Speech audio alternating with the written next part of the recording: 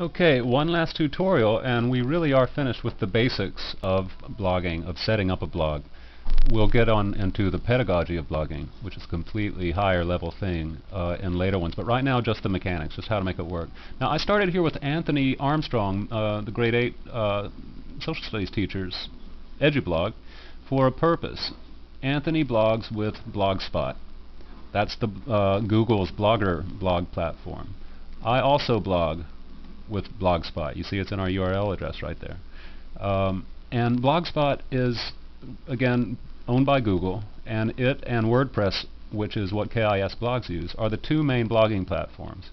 Now, I'm frustrated being on Blogger because Blogger is just a blog. It is not in any other way a website.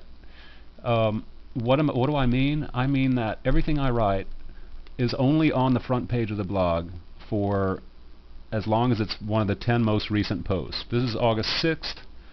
If we go down to the bottom of this front page of the blog, we see that the last post was written on July 28th. So basically just the last week of stuff that I've written is on this page, and then everything else gets thrown into the attic called older posts. And that's kind of frustrating. What if there are things that you want to be able to feature permanently on your blog? The only way you can find them is through this archive. You see that it's got everything from 2007. I've written 304 posts, but only the last 10 are on the front page. So it's one way to organize old posts, but it just does it by title, and it's not as powerful as WordPress.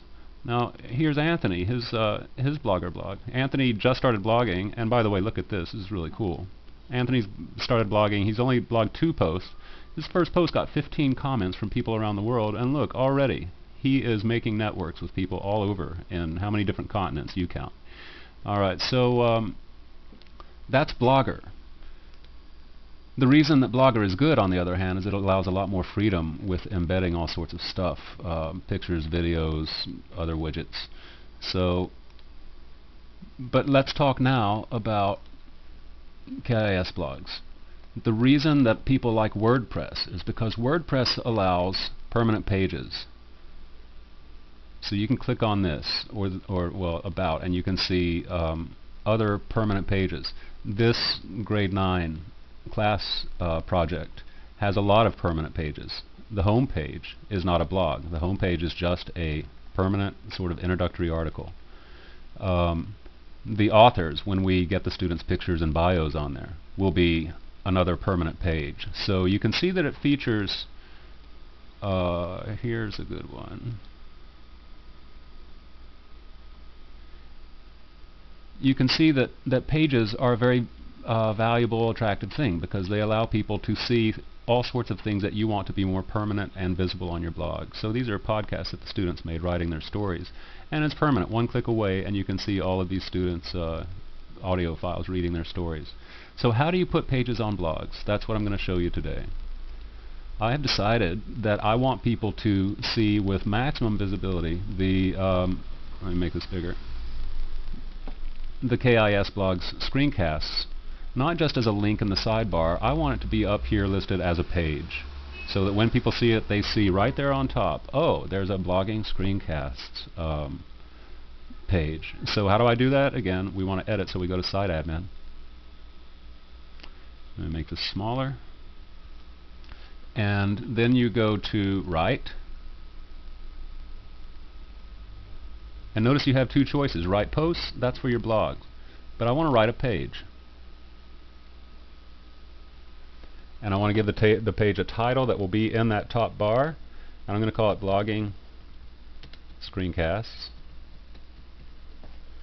And then, actually, I just want to copy and paste it from the post that I've already made. So I'm going to go over to a new tab and open that up. Let me just hit pause while I go to, well, no, okay, and okay, where is that post? So there's a screencast post, so I'm going to click edit so I can copy and paste it, that's all. Alright, so how do I do that? Bang. You just click inside the box, hit Control A to copy all, and then Control C to copy it. And now I'm going to go back to the first page. And now I've copied that entire post, so I'm going to just hit Control V, and I'm going to hit Publish.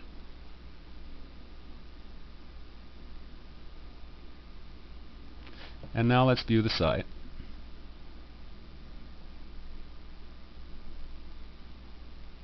And there you have it. Now you've got the blogging screencast page right there. You could put class rules there, you could put your syllabus, you could put anything you want on that. Okay, and you see I didn't have to retype the whole thing, I just copied and pasted it, and it kept all the links and pictures and everything else. Alright, so that's how you make pages. It's as simple as that. One last thing I'll tell you is that, and pay attention here, we're almost finished, is that different presentation designs have different ways of listing pages. You see that this one lists the pages across the top. Not all of them do. This one, for example, does not. Let me make this larger. No, it doesn't work. This one lists the pages, you can barely see it, down the sidebar. So, you know, it's a personal preference thing. So if you expect to see pages across the top and you don't, before you get frustrated and call me, just ask yourself, oh, did I pick a presentation theme or what's the word, template that that has pages across the top, or are they in the sidebar? It's going to be one or the other. And so if, you know, that's a reason to maybe change, look around at these other templates and maybe change them if you want to. Okay, that's it. We are officially done unless you request something more, and I'll be happy to make any screencast for anybody who does. So just hit comment. Don't send me an email. Just hit comment. I'll get the email. I'll get an email about your comment, and it'll take me 10 minutes to make a movie showing you how to do it. Thanks a lot. Happy trails.